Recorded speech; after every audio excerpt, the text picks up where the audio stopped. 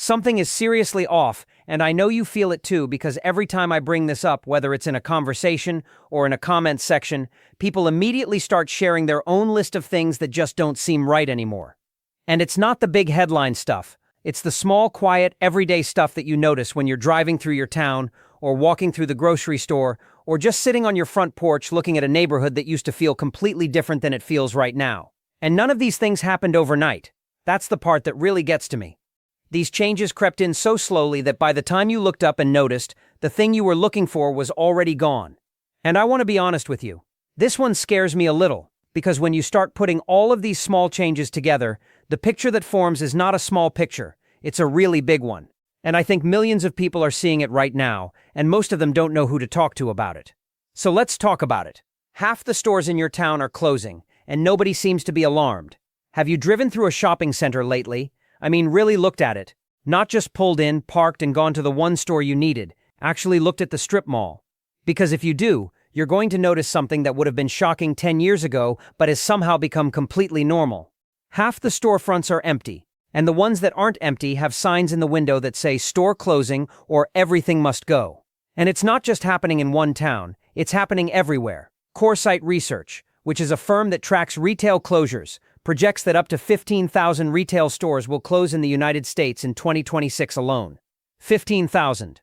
That's on top of the 8,100 that closed in 2025 and the 8,800 that closed in 2024. In just 3 years, America is on track to lose more than 30,000 stores. And these aren't tiny shops nobody's heard of. Macy's is closing 150 stores. Walgreens is closing 1,200 stores over 3 years. CVS closed 900 between 2020 and 2024. Rite Aid, which had been around for 63 years, closed every single one of its remaining stores. Gone. Completely. Wendy's is closing 300 restaurants. Pizza Hut is closing 250. Eddie Bauer is liquidating nearly 200 stores. Francesca's, which had almost 460 locations, is gone. Party City, all 700 locations, gone. Carter's is closing 150 stores. Kroger is closing 60 grocery stores. And I know that change is normal. I know that businesses come and go, but this doesn't feel like normal change. This feels like the physical infrastructure of daily American life is being dismantled. Because those stores weren't just stores. The Walgreens on the corner was where my mom picked up her prescriptions and said hi to the pharmacist who knew her name and knew her medications and would call her if something looked off. That relationship is gone now. 1 in 7 Americans, nearly 50 million people, now live in what researchers are calling pharmacy deserts, areas where filling a prescription requires a 15-minute drive or more. Ohio State University research found that more than 7,000 pharmacies closed nationwide in just 2 years between 2022 and 2024. And in 2024 alone, 2,800 pharmacies closed.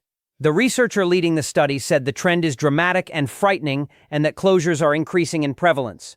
And the research shows that living in a pharmacy desert increases your likelihood of having a heart attack or being readmitted to the hospital because people stop taking their medications consistently when getting them becomes a chore instead of a quick errand. And it's not just the pharmacies. The dollar store became the only grocery option in thousands of small towns across America after the regular grocery stores closed, and now even the dollar stores are closing. Family Dollar closed nearly 1,000 locations. Dollar Tree is restructuring. For communities that already lost their grocery store, their pharmacy, their hardware store, and their bank branch, losing the dollar store means there is literally nowhere left to buy anything. You have to drive 20 or 30 minutes to get to a store of any kind. And if you are elderly, if you don't have reliable transportation, if your car needs repairs you can't afford, that 20-minute drive might as well be 200 miles. The physical access to basic goods that Americans took for granted for a century is disappearing from vast swaths of the country. Not in some distant future. Right now, this year, in your town or a town near you. And the Macy's at the mall wasn't just a department store, it was the anchor. It was the reason the other stores existed. It was the reason there was foot traffic. And when the anchor leaves, the rest of the mall follows. And then you've got this massive empty building sitting in the middle of your community, like a monument to something that used to work and doesn't anymore. And the kids who used to get their first jobs at those stores, folding clothes at the Gap, or scooping ice cream at the food court, or ringing people up at the register, those entry-level jobs are vanishing. And nobody seems to be panicking about this. It's just kind of accepted. Like, oh well, everybody shops online now. But here's what bothers me about that explanation. Shopping online solves the problem of buying things. It does not solve the problem of having nowhere to go. It does not solve the problem of empty parking lots and boarded-up buildings and downtown areas that feel like ghost towns at 2 in the afternoon on a Saturday. Those stores were places where people ran into each other, where you bumped into your neighbor and had a 5-minute conversation you wouldn't have had otherwise, where teenagers hung out, where elderly people walked for exercise. When we lost the stores, we didn't just lose the merchandise, we lost the excuse to be around other people. And I think that loss is bigger than anyone is acknowledging. Every store you walk into now has more machines than people, and we all just accepted it. When was the last time you went to a grocery store and a human being rang up your groceries? Think about it. Really think about when the last time was. Because in most grocery stores now, there might be 2 registers open with a human cashier and 12 self-checkout machines. And there's one employee standing by the self-checkout area watching 12 people struggle with the machines at the same time.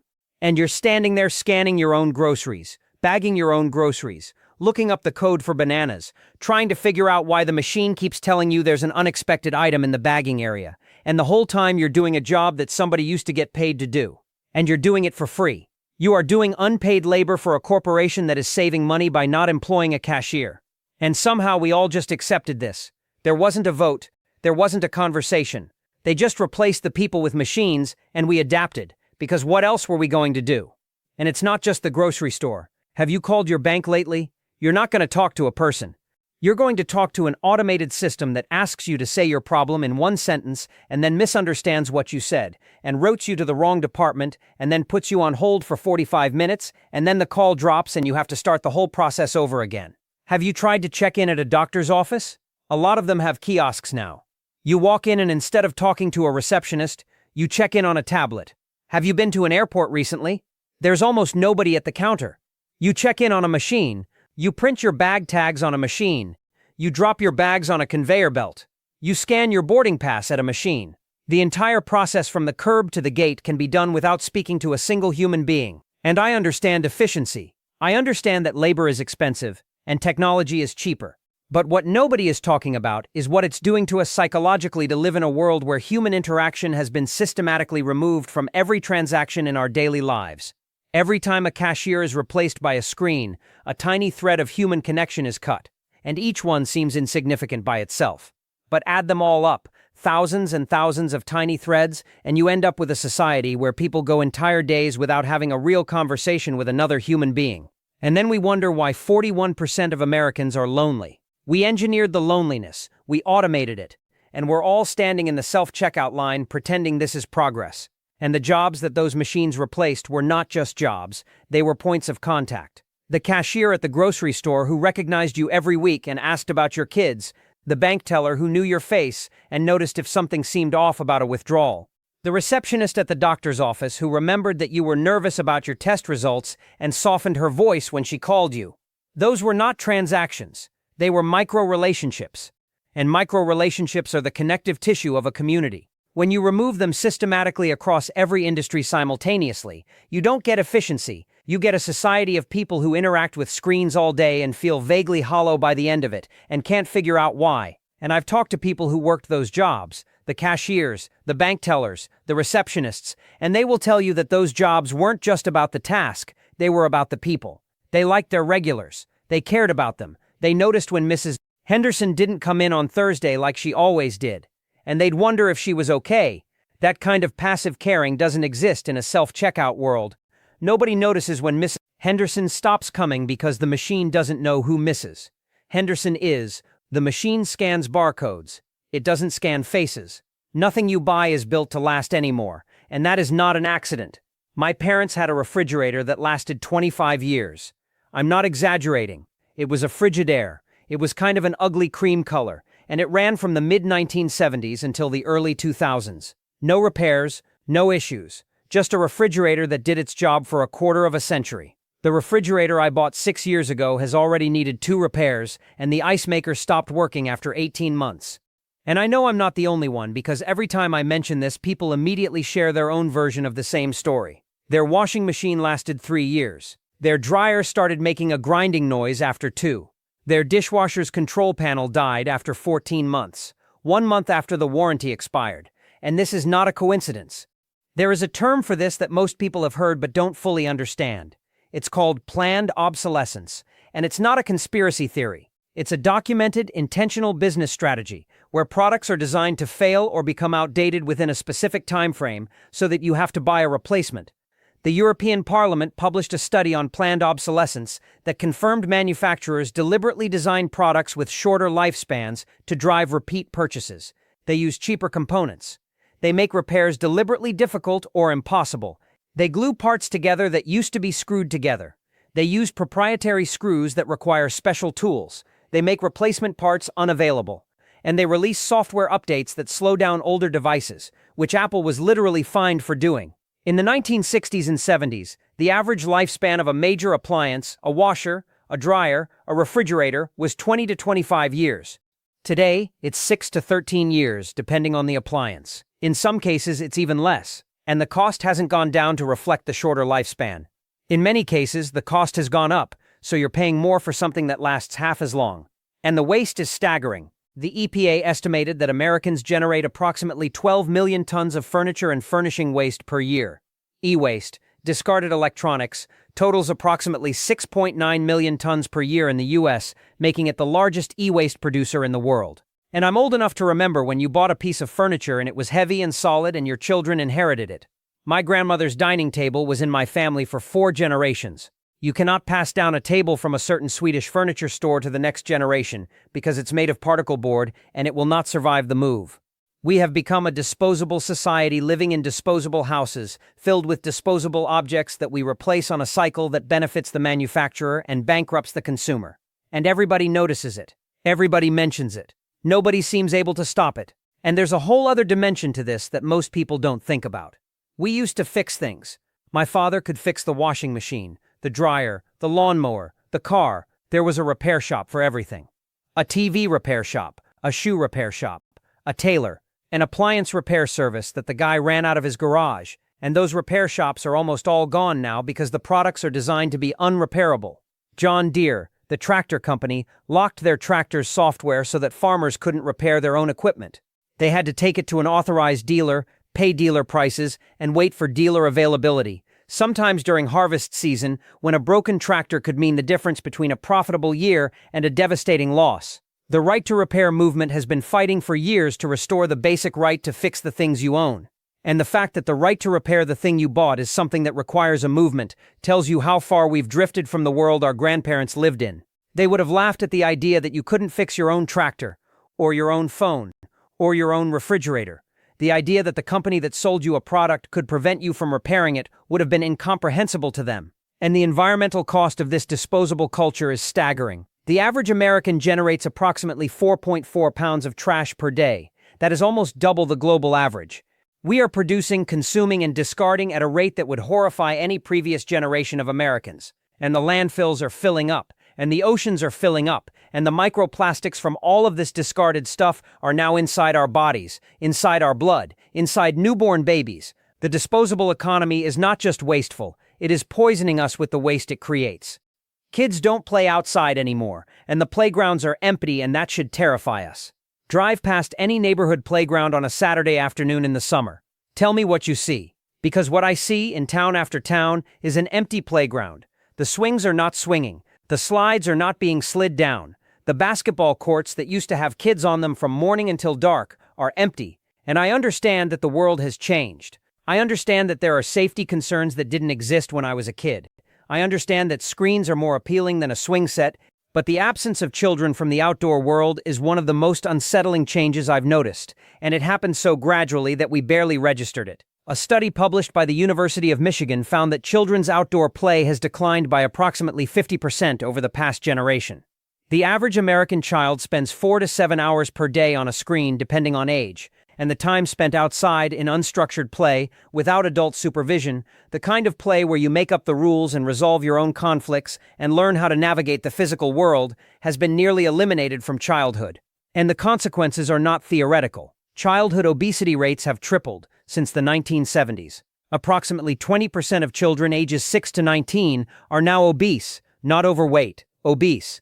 Myopia, nearsightedness, has increased dramatically, and researchers have directly linked the increase to reduced time outdoors, because natural sunlight is necessary for the healthy development of the eye. Anxiety and depression among children and teenagers have reached levels that the CDC has described as a crisis, and the Surgeon General issued a formal advisory on youth mental health, documenting that the crisis began accelerating around 2010, which is exactly when smartphone adoption became universal among teenagers. I remember being a kid, and my mom would say go outside and play, and don't come back until the street lights come on. And we would be gone for hours. We would ride bikes.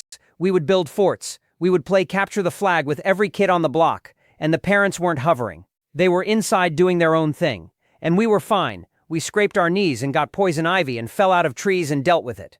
And the neighborhood was full of kids because every family had 3 or 4 children and they were all outside. And now I drive through those same types of neighborhoods and the streets are empty. Not a single child. Bikes that haven't been ridden in months, leaning against garage walls. Basketball hoops with nets that are fraying because nobody is using them. It's like the children evaporated from the landscape of American life.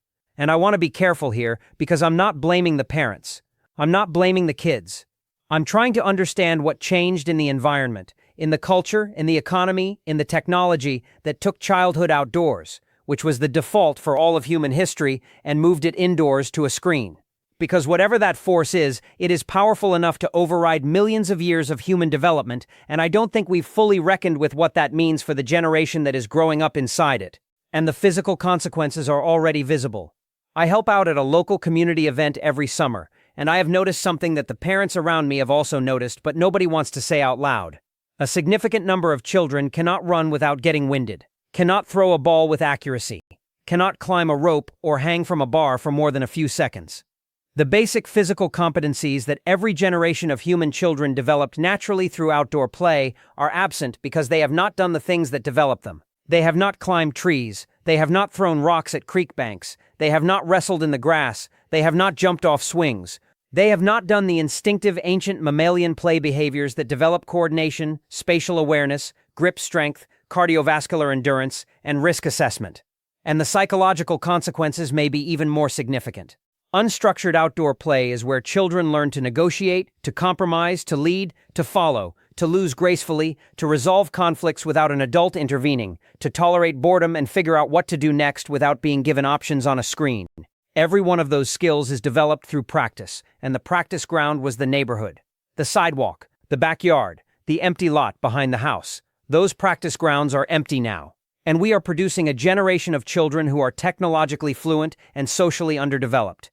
Who can navigate a phone but cannot navigate a conversation, who can beat a video game but cannot lose a real game without a meltdown. And I know this sounds harsh, I do not mean it harshly. I mean it with the fear of someone watching a generation of children being shaped by a world that was not designed with their development in mind, but with their attention in mind.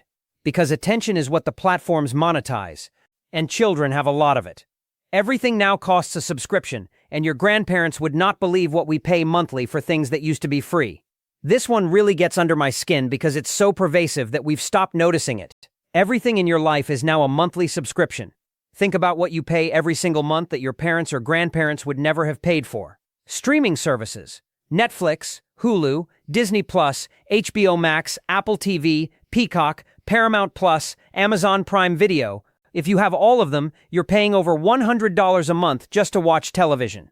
Your parents had an antenna and got television for free. Or they paid for cable, one bill, and got everything. Now you need 6 or 7 subscriptions to watch the same amount of content, and the total cost is higher than cable ever was. And that's just television.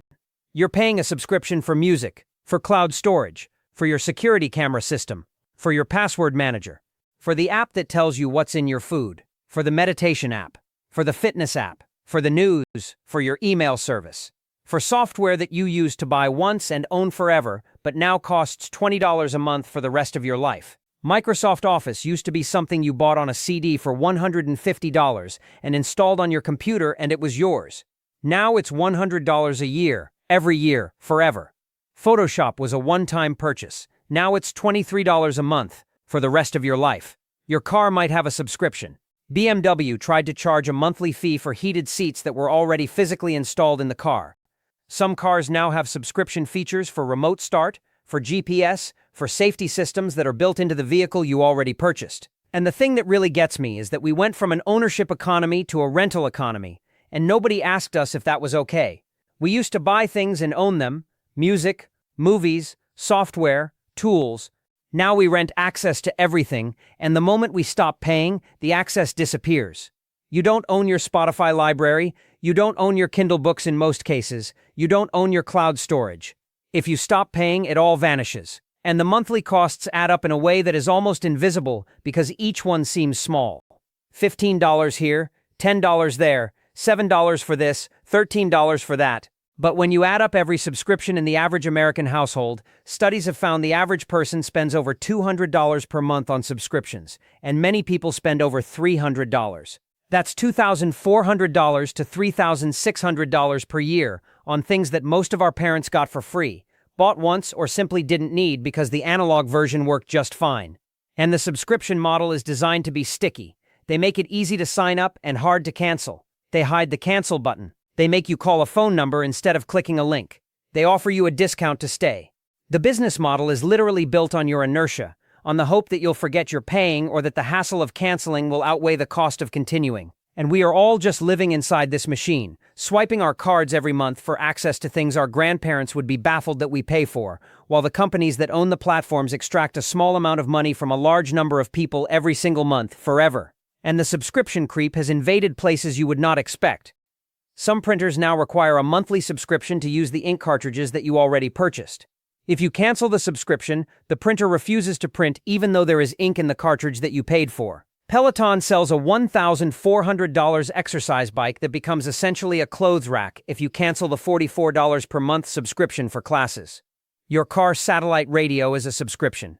Your home security system is a subscription. Some smart home thermostats require a subscription for full functionality. Your genealogy research is a subscription. Your recipe app is a subscription. Your weather app, which gives you access to information that used to be delivered for free on the evening news, is now a premium subscription. And the aggregation is what makes it so insidious.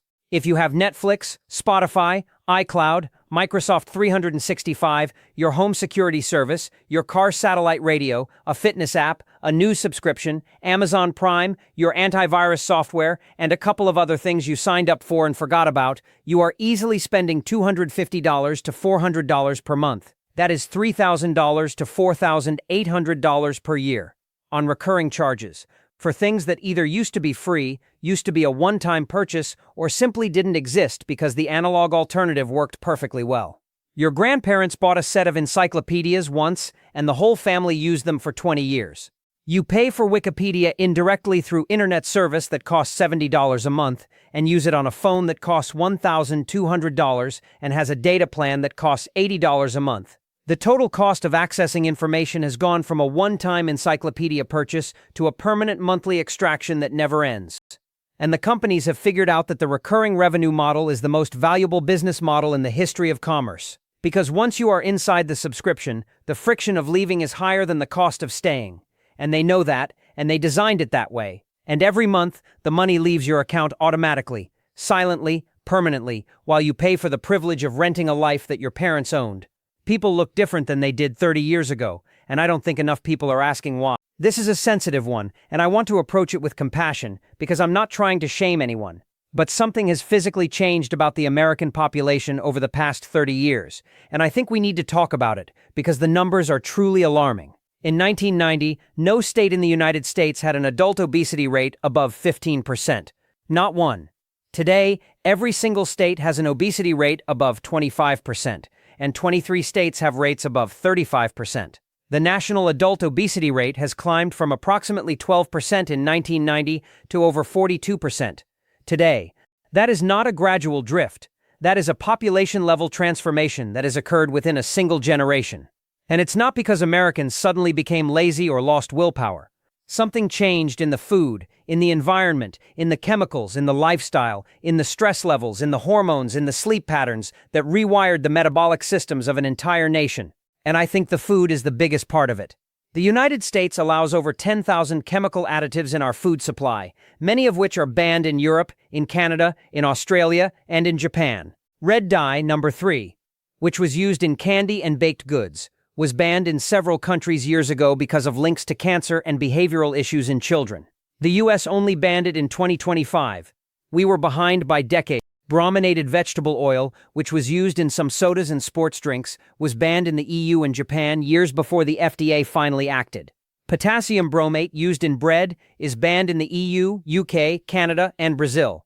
It's still allowed in the United States, and it's not just the additives. It's the entire food production system. Ultra-processed foods now make up approximately 58% of the average American's caloric intake. That's higher than any other country on Earth. And a 2024 study published in the British Medical Journal found that higher consumption of ultra-processed food is associated with a 12% increased risk of cancer, a 21% increased risk of mental health disorders, a 50% increased risk of cardiovascular death, and a 22% increased risk of type 2 diabetes.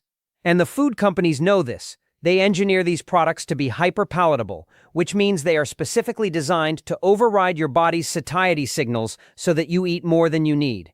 They call it the bliss point. It's the precise combination of sugar, salt, and fat that maximizes craving and minimizes satisfaction. The food is designed to make you hungry for more of it. And then we wonder why the population looks different than it did in 1990. We didn't change. The food changed. The chemicals changed. The system changed. And our bodies responded to the system they were placed inside. And here is a fact that stops most people in their tracks when they hear it for the first time. The average American is exposed to approximately 80,000 synthetic chemicals in their daily environment. In their food, in their cleaning products, in their shampoo and body wash and laundry detergent, in the flame retardants on their couch cushions, in the coating on their non-stick pans, in the lining of their canned goods, in the plastic containers they store their leftovers in the receipts they handle at the store, in the pesticide residue on their produce. The vast majority of these chemicals have never been tested for their long-term effects on human health. The Toxic Substances Control Act, which was passed in 1976 and is supposed to regulate chemicals in commerce, grandfathered in approximately 62,000 chemicals that were already on the market without requiring safety testing. The companies that produce these chemicals are not required to prove they are safe before selling them. The burden of proof is reversed. The government has to prove a chemical is dangerous before it can be removed. And proving danger requires years of research, millions of dollars, and the political will to challenge the industries that produce the chemicals. Meanwhile, the chemicals are in your bloodstream. A CDC biomonitoring study found measurable levels of hundreds of synthetic chemicals in the blood and urine of the average American. We are walking chemistry experiments. And the experiment was not designed by scientists. It was designed by corporations that produce, package, and market the products that contain the chemicals. And when you look at the American population and notice that something looks different, that people seem heavier, sicker, more fatigued, more allergic, more inflamed than they were 30 years ago, you are not imagining things. You are observing the physical consequences of living inside a chemical environment that did not exist when your grandparents were your age. And the body keeps score, even if the label does not. Your tap water is not what it used to be, and most people have no idea what's in it. Have you noticed that more and more people are buying bottled water or installing filtration systems in their homes? I don't mean Brita pitchers. I mean serious, under-the-sink reverse osmosis filtration systems. And there's a reason for that. PFAS, which stands for per- and polyfluoroalkyl substances, are a class of synthetic chemicals that have been used since the 1950s in non-stick cookware, food packaging, stain-resistant fabrics, and firefighting foams. They are called forever chemicals because they do not break down in the environment. They accumulate in soil, in water, and in the human body. And they are now in the drinking water of an estimated 110 million Americans, according to a study from the Environmental Working Group. The EPA set new drinking water limits for PFAS in 2024, which was a major step, but the limits revealed how widespread the contamination actually is. Thousands of water systems across the country exceed the new limits. And PFAS are associated with cancer, thyroid disease, immune system suppression, liver damage, reproductive issues, and developmental problems in children. And it's not just PFAS. Lead contamination remains a problem in cities across the country. The Flint, Michigan water crisis in 2014 was supposed to be a wake-up call. It was supposed to trigger a national effort to replace aging lead service lines. Over a decade later, millions of lead service lines remain in use across the United States. The EPA estimated there are still 9.2 million lead service lines delivering water to American homes, and microplastics are now being detected in tap water, in bottled water, in rainwater, and in human blood. A 2024 study found microplastics in 100% of human placental tissue samples tested. We are drinking, eating, and breathing plastic particles that did not exist in the human body 50 years ago. And nobody really knows what the long-term effects will be because we are the first generation to have microplastics in our bloodstream from birth. We are the experiment. And the experiment is being run in real time on 330 million people without informed consent. And when I was a kid, you drank water from the hose in the yard. You drank water from the tap without thinking about it. You didn't buy water. The idea of buying water would have been laughable. And now buying water is a $100 billion global industry because nobody trusts the water coming out of their own faucet. And that change, from trusting the water to not trusting the water, is one of those small, quiet shifts that tells you something fundamental has changed about the country you're living in. And the water is just one example of a broader trust collapse that you can feel in every aspect of daily life. We don't trust the food. We read ingredients obsessively.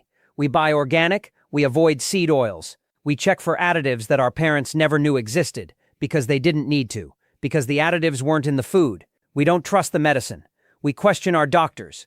We Google every prescription. We read the side effects leaflet that nobody used to read. We ask for second opinions, not because we don't respect doctors, but because we have all seen enough mistakes, enough recalled drugs, enough lawsuits, enough pharmaceutical company scandals to know that the system does not always have our best interests at heart. We don't trust the institutions. We don't trust the banks. We don't trust the media. We don't trust the government. Gallup says trust in Congress is at 8%. 8%. That means 92 out of 100 Americans do not have confidence in the institution that writes the laws that govern their lives. And we don't trust each other the way we used to.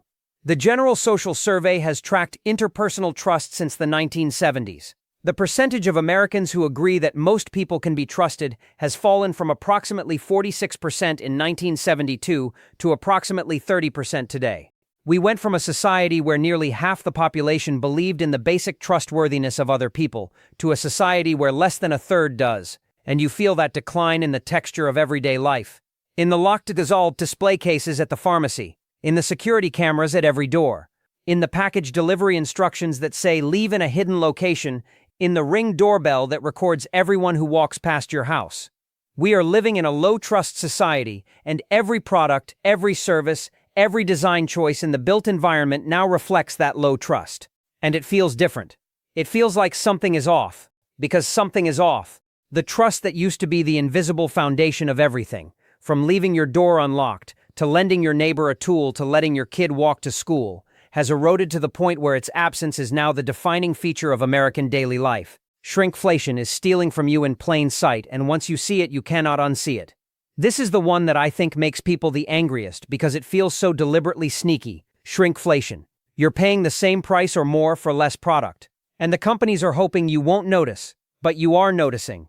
Everyone is noticing. A half gallon of ice cream used to be a half gallon. It's not anymore. Most brands have quietly shrunk to 1.5 quarts, which is 25% less than a half gallon, while the price stayed the same or increased. A bag of chips that used to weigh 10 ounces now weighs 7.75 ounces. A roll of toilet paper that used to have 500 sheets now has 300 sheets, but they call it a mega roll, so it sounds bigger. A can of tuna that used to be 6 ounces is now 5 ounces. A jar of peanut butter that was 18 ounces is now 15 ounces with a bigger dimple in the bottom, so the jar looks the same size, and it's everywhere. Consumer Reports documented dozens of examples across every category of grocery product. And the Bureau of Labor Statistics has acknowledged that shrinkflation makes inflation appear lower than it actually is, because the price indexes measure the cost per item, not the cost per ounce. So when the cereal box shrinks from 18 ounces to 15.4 ounces, but the price stays at $5.49, the BLS records that as no price change. But you're getting less cereal. Your cost per bowl has gone up. Your effective price has increased, and the number does not capture it. And the feeling you have when you open a bag of something and it's half full of air and you think this bag used to be bigger and heavier and there used to be more in here, that feeling is not nostalgia. That feeling is accurate. You are being given less. You are paying more, and the numbers that are supposed to measure the cost of living are not capturing the full extent of what is happening because the measurement was designed for a world where a half gallon was a half gallon and a pound was a pound. And in this world, a half gallon is 1.5 quarts, and a pound of coffee is 11.5 ounces, and nobody changed the label in a way that makes it obvious. They just changed the shape of the container, made the dimple a little deeper, moved the weight to a smaller font, and trusted that you were too busy or too tired to do the math. And most of the time, they're right. You are too busy. You are too tired. And that is exactly what they are counting on. Allergies are worse than they've ever been, and an entire generation of children is growing up unable to eat foods that used to be normal. When I was in elementary school in the 1980s, I don't remember a single kid in my class who had a food allergy. Not one. Peanut butter sandwiches were in every lunchbox. Nobody had an EpiPen. Nobody had a nut-free table in the cafeteria. Today, approximately 1 in 13 children in the United States has a food allergy. The rate of peanut allergies in children has tripled since 1997. Hospitalizations for severe allergic reactions among children have increased by over 200%. And it's not just food allergies. Seasonal allergies, hay fever, eczema, and asthma have all increased dramatically. The American Academy of Allergy, Asthma and Immunology reports that the prevalence of allergic diseases has been increasing steadily for the past 50 years, and the rate of increase has accelerated since the 1990s. And nobody has a complete explanation for why. There are theories. The hygiene hypothesis suggests that children raised in overly clean environments are not exposed to enough microbes early in life, which prevents their immune systems from learning to distinguish between genuine threats and harmless substances like peanut protein. The gut microbiome hypothesis suggests that changes in the American diet, the increase in ultra-processed foods, the decline in fiber, the overuse of antibiotics in both human medicine and in the livestock that produces our meat and dairy, have fundamentally altered the bacterial ecosystems in our digestive systems, and those alterations are creating immune system dysfunction. The environmental hypothesis points to the thousands of synthetic chemicals that are now present in our food, our water, our cleaning products, our personal care products, our clothing, and our homes that did not exist 50 years ago. Some combination of all three is probably the answer. But the result is undeniable. An entire generation of American children is growing up unable to eat foods that every previous generation ate without incident. And the parents of those children are living in a state of constant vigilance, reading every label, calling every restaurant, packing every snack, because a food that was a childhood staple for their parents could send their child to the emergency room. And I think this one, more than almost anything else on this list, makes people feel like something is fundamentally wrong. Because food should not be dangerous, peanuts should not be life-threatening. And the fact that they have become life-threatening for a rapidly growing number of children suggests that something in the environment, something in the food system, something in the way we are living has gone seriously, measurably, documentably wrong. And the speed of the change is what makes it so alarming. Food allergies were rare for all of recorded human history. Then, within a single generation, within 30 years, they went from rare to common. From something most families had never encountered to something every school, every restaurant, every birthday party, every airline has to accommodate. That speed of change suggests an environmental cause, not a genetic one. Genetics do not change in 30 years. Environments do. And the American environment has changed more in the last 30 years than in the previous 300.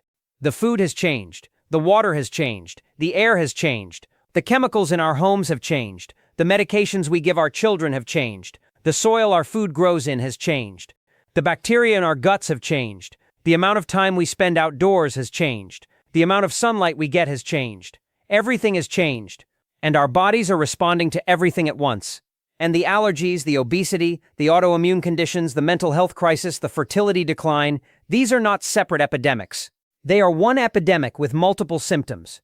The epidemic is environmental change at a pace that human biology cannot adapt to. And we are living inside it. And our children are growing up inside it. And the symptoms are multiplying faster than the research can explain them. And I think that's the thread that connects everything I've talked about in this video. The empty stores, the self-checkout lines, the disposable appliances, the empty playgrounds, the subscription economy, the obesity crisis, the water contamination, the shrinking products, the allergy epidemic. None of these things are unrelated. They're all symptoms of the same underlying shift. We went from a country that was built around people, around communities, around durability, around quality, around connection, to a country that is built around extraction, extracting the maximum amount of money from every transaction, extracting the maximum amount of labor from every worker, extracting the maximum amount of attention from every screen. extracting the maximum amount of profit from every product by making it cheaper to produce and more expensive to buy and shorter lived so you have to buy it again sooner. And the people inside this system, you, me, everybody watching this, can feel the extraction. We just didn't have a word for it. We just had the feeling. The feeling that something is seriously off, and now you know, it's not one thing, it's everything. And your neighbors have noticed it too, and their neighbors have noticed it. And the comments section of every video like this is filled with people from every state and every background saying the same thing in different words. Something changed, something is wrong. And I don't know how to fix it, but I know that the first step is admitting that we see it. Because you can't fix something you refuse to name. And right now, millions of Americans are naming it for the first time. And that might be the most important thing happening in this country right now. Not the elections, not the headlines, not the stock market. Just millions of ordinary people looking around and saying out loud to each other, something is seriously off. And I see it too. And if this video made you feel seen, if it made you feel like finally someone is saying the things you've been thinking but didn't know how to say, then please share it. Share it with the people in your life who you know are feeling it too. Because the most powerful thing happening in America right now is not any policy or any election. It is millions of ordinary people in every town, in every state, looking around at the world they're living in and quietly, honestly saying to each other, this is not what it used to be. And I don't think it's supposed to be like this. And you're right. It's not.